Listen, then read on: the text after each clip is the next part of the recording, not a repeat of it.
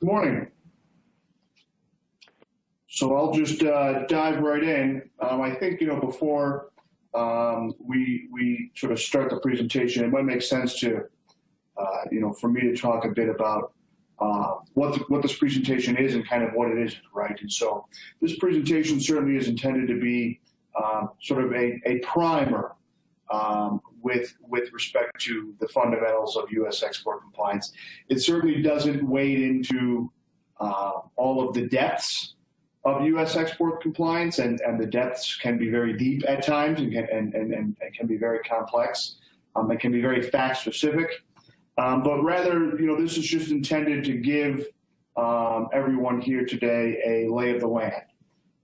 Having said that, please feel free to ask any questions about any export compliance topic, and I would be happy to answer it. But I just kind of wanted to make clear, kind of what the purpose and the scope of today's presentation is. So I think the first thing to ask is, why have U.S. export controls, right? What is the U.S. government trying to achieve? And there are a number of things, and the U.S. government explicitly says there are a number of things. And among those things is, national security, including and perhaps most importantly, keeping dangerous goods, services, and technology out of the hands of bad guys, for lack of a better way of putting it. Preventing the proliferation of weapons and technology to terrorists. That includes weapons of mass destruction and technology and goods that could be used to help create weapons of mass destruction. And so certainly, a large part of what the government is trying to accomplish is to prevent that. Certainly, there's also an economic policy aspect with respect to this, right? We want to, punish countries economically by preventing their access to the American market. And sometimes we want to punish specific actors economically by preventing their access to the American market. And related to that is, political policy, including foreign policy. And really, political policy and economic policy, are kind of intertwined, but they are kind of thought of separately at times as well. But certainly, sanctions and the other export compliance restrictions that we're going to talk about are used as a means to further the U.S.'s political objectives. And that is done in a way that will restrict the ability of commercial businesses to do stuff. And so that, I think, is why it's important to kind of be thinking about it in that light. So when we talk about U.S. export controls, certainly a big question is, what is covered, right? What is an export? What activity is restricted? And certainly it covers your basic, I'm going to ship this tie off to Russia, right? I mean, that's a classic export of a good. It also covers a few things that might not be as obvious, right?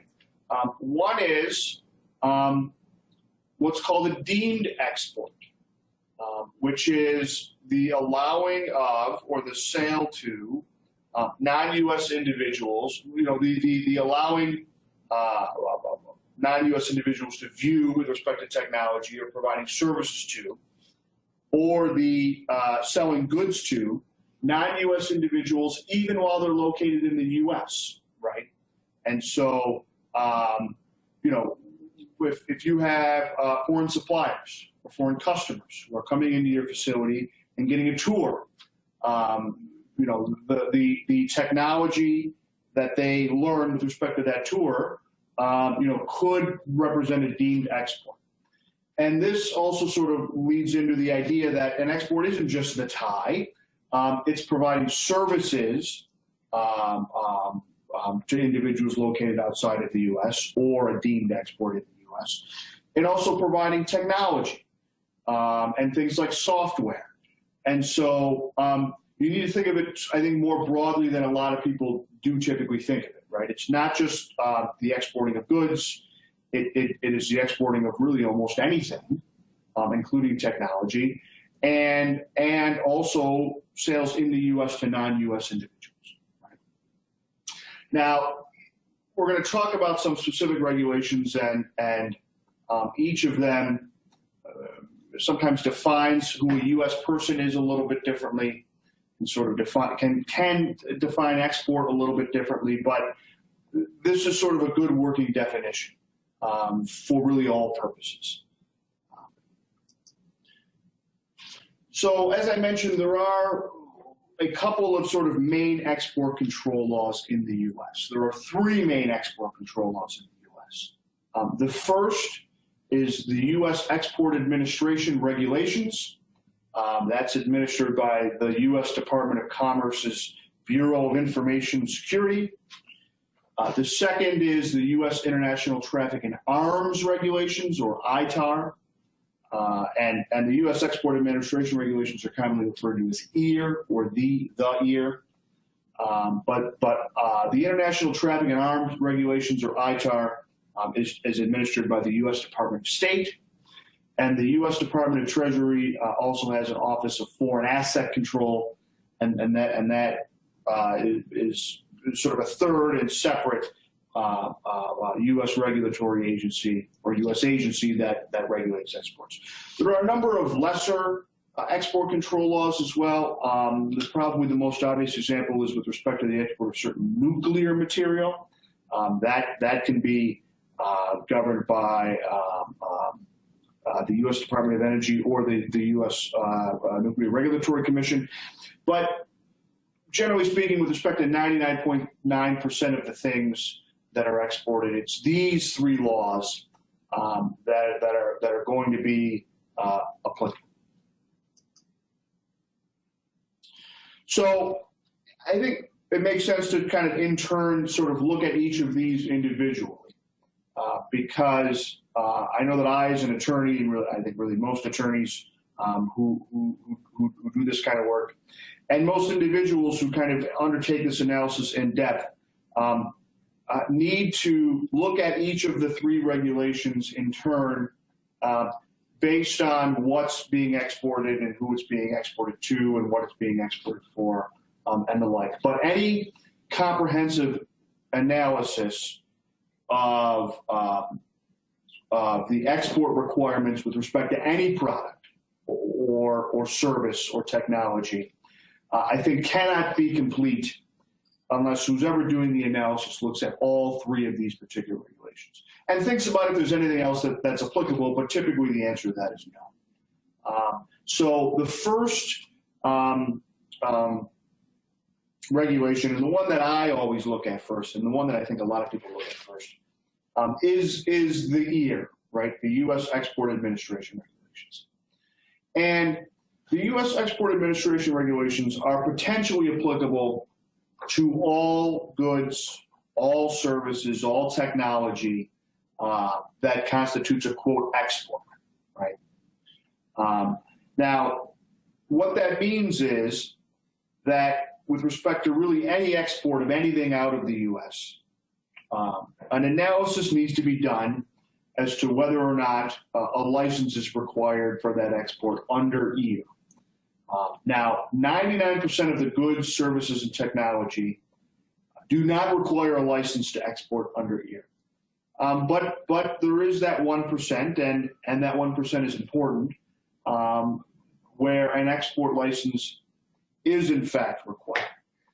And so the question then is certainly, well, how do you figure out if you need an export license under EAR? And it really is a couple of step process. The first step, generally speaking, there are exceptions, there are some factual based exceptions, but generally speaking, the first analysis is to look to see if whatever you're looking to export, whatever it might be, goods, service, technology, software, is listed on the what's called the Commerce Control List. That's a comprehensive list of items that may require an export license to export. And this list has all sorts of things that you might want to export on, right? I mean, it's certainly got, you know, well, here, let's do an example. I'll flip to one. This is the book that kind of lists a lot of stuff. And that contains the Commerce Control List. And I'll give you just a couple of examples. And this is just me just opening to a random page. Right? One example is helium mixtures containing specific additional products or devices with respect to those helium mixtures. Right? Let's give another example. Portable electronic generators that meet certain specifications. Let me just give just one more example. Let me give sort of a different one. Certain telecommunications equipment, particularly telecommunications equipment used or useful for the surreptitious interception of wire or electronic communications. So wiretap devices. And these are just sort of a couple of examples that I have just kind of randomly gone to. And I think the point that I'm trying to make here is the idea that any export could potentially be on this list. And it could be on this list for sort of a number of different reasons, right? Perhaps we don't want it to get into the hands of bad guys. Another somewhat common one is perhaps we think that there is a short supply with respect to that item, and so we don't want it to go to certain foreign countries. Another is crime control. So we don't want it getting into the hands of not necessarily terrorists, but just your regular run-of-the-mill criminals. And so really, with respect to any product that's being exported, an analysis should be taken to see if that product is on the Commerce Control List. Or if it's another product of the type that's governed by year. And what do I mean by that? Separate from items on the Commerce Control List, any item that is used or useful with respect to nuclear proliferation, or is used or useful in connection with weapons of mass destruction, are also subject to the EAR. And so another example is that are used or useful in connection with missile systems, also subject to the EAR. So certainly the first step is to figure out if the item is on the Commerce Control List. And I wouldn't make any assumptions with respect to that point. Now, the other thing that I would say is that the Commerce Control List doesn't change very much, generally speaking. And when there are revisions, they are typically big and sort of comprehensive revisions. So, for instance, the items listed on the Commerce Control List they don't change weekly, right? And that has the benefit of, you know, once an analysis has been taken with respect to a particular product, the analysis kind of tends to be good. At least with respect to whether or not that item is on the Commerce Control List. And so once that analysis is done, this isn't something that sort of needs to be redone every single time you export. You could, it's a great thing to do, but in terms of trying to be practical, typically there isn't much change. So let's say that you have an export, let's say you want to export helium. And it is, in fact, on the Commerce Control List. The next step is to look at something called the country list, or the Commerce Country Chart, is the official name for it, to figure out if that item, an export license is required for the particular country that you want to ship it to. So let's say you want to ship it to South Korea. When you see that item listed on the Commerce Control List, it's going to be listed for a particular reason, right? Could be anti-terrorism, could be crime control, could be because it could be used in a chemical or biological weapon. But you have to basically sort of look at the reason why it's controlled, and then look at the country list and see if an export license is required based on that country. And there are a couple of other exceptions. Things like limited value shipments, and if it's a civil end user, that can apply in very limited circumstances. And so I think where all this is leading is that it's a nuanced and fact-specific investigation that really needs to be taken with respect to every export. But once it's taken under the ear with respect to that export, you have a pretty good sense of whether or not you need a license. There are also other general exceptions, things like fundamental research. So like if you're a professor and you have a research paper and the research paper doesn't include certain information, you can publish that and sort of, distribute it generally without needing to worry about the ear. Another general exception is if it is a product that is not of U.S. origin and it's just passing through the U.S. without change, that's not an export under the ear. If anybody has any questions with respect to the ear, please feel free to let me know now. Otherwise, I'll kind of just keep going and ask any question anytime. The second of the three general regulatory regimes is the International Trafficking in Arms Regulations, or ITAR. And what ITAR regulates is what's called defense articles. And defense articles are basically any item, product, service, technical data that's designated on what's called the U.S. munitions list, or is an item or data that has an equivalent capability of something on the U.S. munitions list, right? And so what's on the U.S. munitions list? Right? We got lists. I mean, in export compliance, we love lists. So this is another list. And generally speaking, what's on the U.S. munitions list is what you would think would be on the list with respect to things that could have a military use, right? So certainly firearms and ammunitions that are over a certain caliber, missiles, bombs, mines, explosives,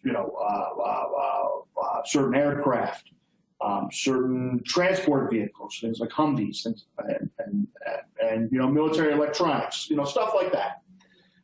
You can get into the nitty-gritty on this, right?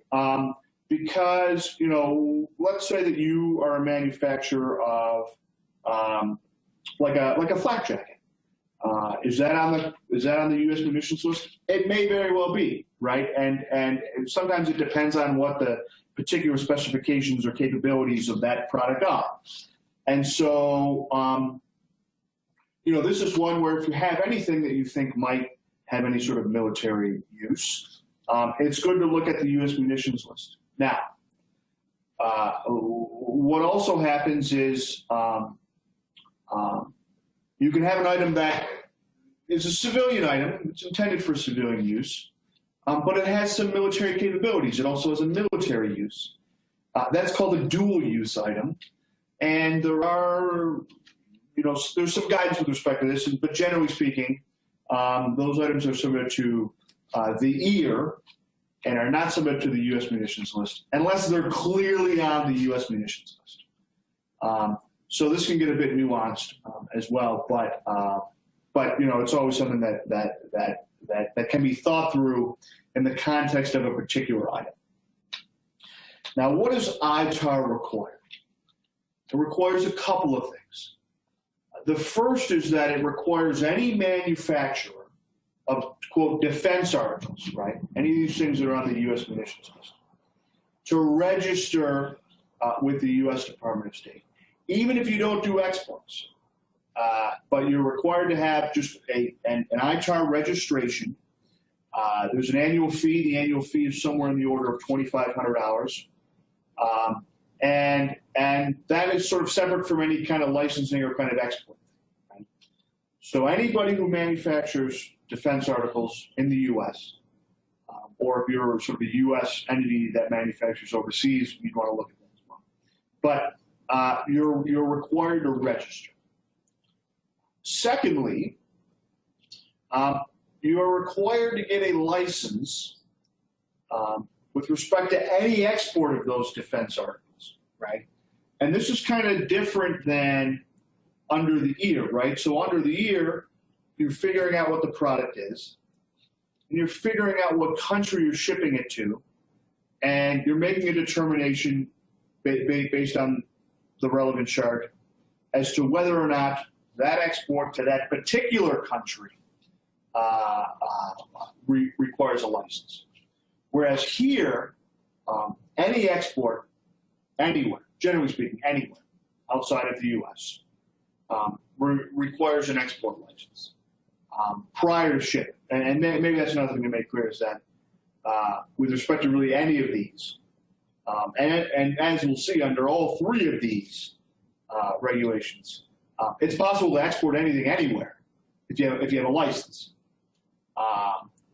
But you need to have the license in hand, and the license might have certain conditions on it and certain other things, and you need to have that in hand and you need to abide by the conditions before you export. This isn't something where you can apply for the license and then export while you're waiting to hear back. So this is just kind of something to keep in mind, the idea that it's a little bit different here, where, you know, if you're making something that's subject to the U.S. munitions list, and it's possible that a manufacturer could be doing that and not realizing that. It does happen. It's a bit less common than under the year. Under the year, it's certainly much more common that somebody says, hey, I've been exporting this. I haven't really been thinking about export controls. Do I need a license? The answer can sometimes be yes under the year. Most people typically understand under ITAR. But it happens. I've helped people who have exported in violation of ITAR kind of fix that, for lack of a better. So that's kind of basically ITAR, and you know, certainly to the extent that something is covered under the U.S. munitions list, you do also need to think about either. You need to comply with both, really. That which is to say, something that is clearly covered under the U.S. munitions list, right? If it's not clearly on the U.S. munitions list and it's a dual-use item, then it's just here, right? And this all sounds very confusing, and it can be confusing at times. But sometimes you need to be thinking about both. And not only do you need to be thinking about those two, you also need to be thinking about OFAC, right? This is the third and sort of third layer and sort of third separate regulatory regime with respect to export compliance, right? And you know what? Before we do this, if you don't mind, maybe I'll also just talk about under ITAR. Let me go back. The types of licenses, right? So let's say that you are a manufacturer of something that's covered by ITAR. Let's say that you make 50 caliber weapons, 50 caliber machine guns. And so you've got your registration, you're good to go. You've been manufacturing in the U.S. and just kind of been doing that, and that's been going well. And now you want to start to export, right? There are a couple of different licenses that sort of might be required, depending on what you're looking to do. So if you're just looking to ship to a third party, and let's say you've got a purchase order, you would basically apply to the U.S. Department of State, to the DDTC, which is the Defense Directorate of Trade Controls, for what's called a DSP-5, which is a general license to export a particular good outside of the U.S., right?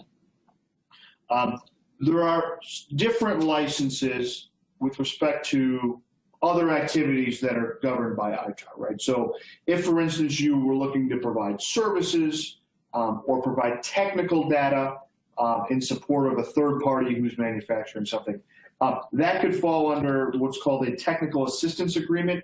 And that's sort of a different thing and it's sort of a different process. But still the same idea that at the end of the day, you need to be licensed to do that. You can also, as a U.S. manufacturer, outsource your outsource your actual production of ITAR control products outside of the country, right? So let's say you're this 50 caliber machine gun manufacturer, and you want to move your manufacturing overseas to Korea. In order to do that, you would need to go to ITAR and obtain what's called a manufacturing license agreement, where you, and this would be an instance, let's say you're having a third-party manufacturer for you. where you would enter into this manufacturing license agreement, ITAR would approve it, and then you can give this third-party outsourcer all of your technical data and specifications and everything else that they need to manufacture this for you. But the moral of the story is that there can be a couple of different types of ITAR licenses, depending on what you're looking to do. So the third of the three sort of export regimes is OFAC. It's just the Department of the Treasury's Office of Foreign Assets Control. And what this is basically these are your trade embargoes, right? These are your trade embargoes against particular countries like Cuba, Iran. And these are also targeted sanctions, so a targeted inability to do business with particular individuals and entities in a lot of other different countries, right? Like Russia, like Belarus, like Venezuela. And that's just, a couple of examples. The sort of general list is approximately 30 countries long, right?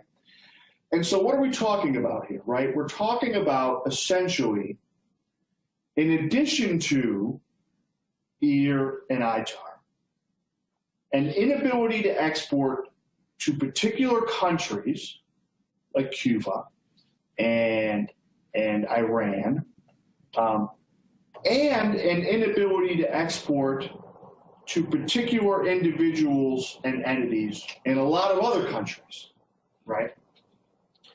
And so, and for what it's worth, this is one, I was mentioning that with respect to EAR, that the EAR doesn't really change much. And when it does, it's big changes, and everyone knows about it, and everyone can kind of know their obligations. And ITAR is really the same way in that you have this U.S. munitions list. U.S. munitions list is updated maybe once a year, once every other year. It's not updated very regularly, right? So you can have a pretty good sense of your obligations. When we talk about these lists of individuals and entities, they're changing all the time. They're changing weekly, right? So we'll talk about kind of what the best practices should be with respect to this and with respect to export control in general. But this is one to keep in mind, the idea that this is one that's constantly in flux, right? Because new bad guys are constantly being identified, and we're constantly levying sanctions against them. And then what happens is, let's say you've got a bad guy who has a particular company called ABC Corp. We find out that ABC Corp is bad, so we put them on the sanctions list. Well, then he just goes and forms DEF Corp, right? And so there's sort of a cat and mouse game that way as well. But this is also like, if you have been following the sort of situation in Russia lately, this is where when they say that we now have sanctions against 20 new individuals and entities, this is what we're talking about, right? And so this happens, on a fairly regular basis. So on this one, and we'll talk about this more when we get into best practices, really what has to be done here is there has to be constant checks of who you're exporting to against who's on this list, and a constant sort of thought that, and sort of wariness about exporting to the 30 or so countries that are subject to OFAC sanctions, right? And asking questions, if you're shipping something to Russia, right? I mean, generally speaking, it's not illegal to ship things to Russia as long as you're not shipping it for a use that's a prohibited use under OFAC or to a prohibited person under OFAC. And so that sort of requires sort of a constant analysis when you're shipping to these sorts of countries. So let's talk about sort of best practices, generally speaking. I think that this will help kind of tie everything together, right? Certainly, you should be checking all of your exports, including your deemed exports, against the Export Administration regulations. But, kind of with an understanding that once you've checked it, and once you've cleared it in terms of a particular product to a particular country, the likelihood that that's going to change without it being a big deal is low, right? Secondly, and sort of very similarly, confirm whether any of your products or services or technology that you're exporting is covered by ITAR. If it is, or if you're otherwise manufacturing goods that are ITAR goods, you need to be registered and you need to have an export license with respect to the exports. Thirdly, certainly be wary of exports to any OFAC sanctioned country. That's that list of 30 countries that are either sort of had comprehensive sanctions or had targeted sanctions against particular individuals and entities. And fourthly, and this kind of relates to OFAC as well, you should have a form of, and should be having all of your end users that are outside of the U.S. be filling out end user questionnaires, right? And the end user questionnaire basically says, who are you? What are you buying from us? And you can fill that in, obviously, but it says on the questionnaire what's being bought, how is it getting there, who are the third-party freight forwarders or sort of other third parties involved in the shipment, and what is it being used for when it gets to you, and what do you do, generally? What's your business, right? And getting all of that information will allow you to do a couple of things. One, it will allow you to check all of the entities and individuals listed against what's called the Consolidated Screening List. And the Consolidated Screening List is basically a comprehensive list of all individuals and entities who are ineligible to receive exports because they're on one of these bad boy lists, right? They're on an OFAC list. There's actually a number of OFAC lists, and that makes up the bulk of the Consolidated Screening List. But there are also denied party lists under EAR and ITAR as well. But it allows you to search that database and see if you get any hits, right? It also allows you, whoever's doing the analysis to be able to figure out what the export is and where it's going, so that if they want to do an analysis under EAR, they can do that. They have the information to do that. Same thing under ITAR. They can, if they need to, check to see if that is sort of an ITAR control product, right? It also gives you a record that's been filled out by the end user, by this foreign individual or entity, so that if, let's say that this person flat out lied to you, right, and just sort of told you an incorrect thing, and your product winds up in the hands of bad guys. It happens. It happens to good people. It happens to companies who are trying to do the right thing. The first thing that the relevant regulatory authority is going to do, right, and more than likely it's probably going to be the Department of Commerce. And they have agents who look at this stuff all the time.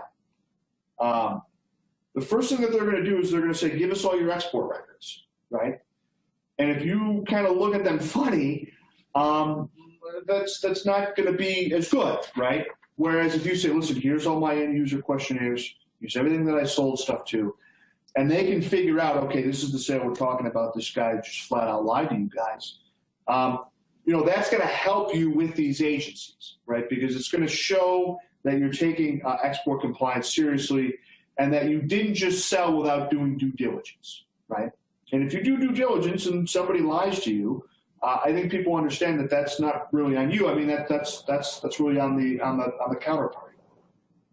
On a related note, it's good to have written export compliance policies and to follow them. Now, this needs to be, thought about and structured consistent with the size of your business, right? If you have 5 total employees, having a written policy, yeah, maybe you do something that's real short and sweet, right?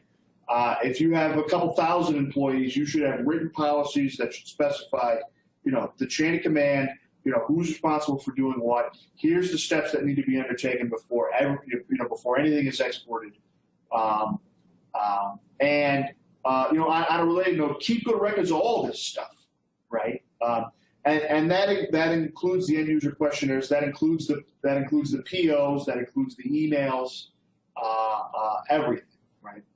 And let me just sort of go back and talk about the end user questionnaire, right? So you've got an end user questionnaire, and you're going to check it against the consolidated screenings, right? When should you do that? You should do it at really 2 separate points in time, at least. You should do it when you get the purchase order in and you're getting ready to fulfill it. You should check everyone.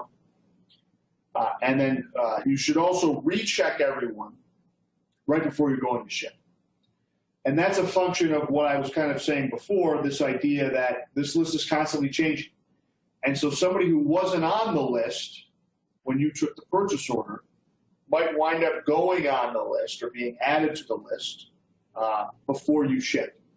And if that happens, it's always better to be able to say that you checked again and that you stopped the shipment. Now, I mean, what does it mean if you get ahead, right?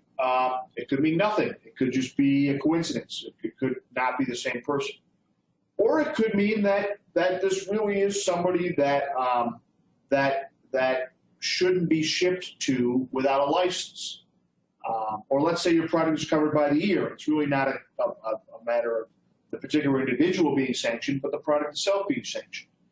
That doesn't mean that you're dead in the water necessarily, right? You can always apply for a license. And depending on what the product is and who it's going to and the reasons for why it's being shipped, a license is absolutely attainable. It's not a 100% kind of thing, and in some instances it can be very difficult and not worth applying for, but in some instances it can very much be worth applying for. And so at the end of the day, the most important thing is certainly to be a company and to be perceived as, should any third party come in and look, as a company who is taking export compliance seriously, right?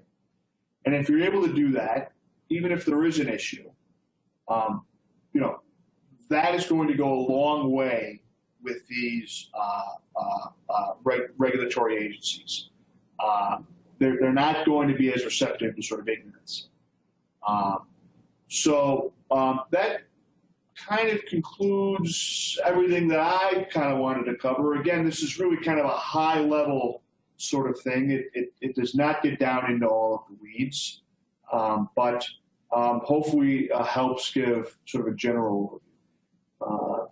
I think I ended a little early. Maybe that's not the worst thing because I'm sure everybody's busy. But I guess if you have questions and you haven't submitted them, now's the time to.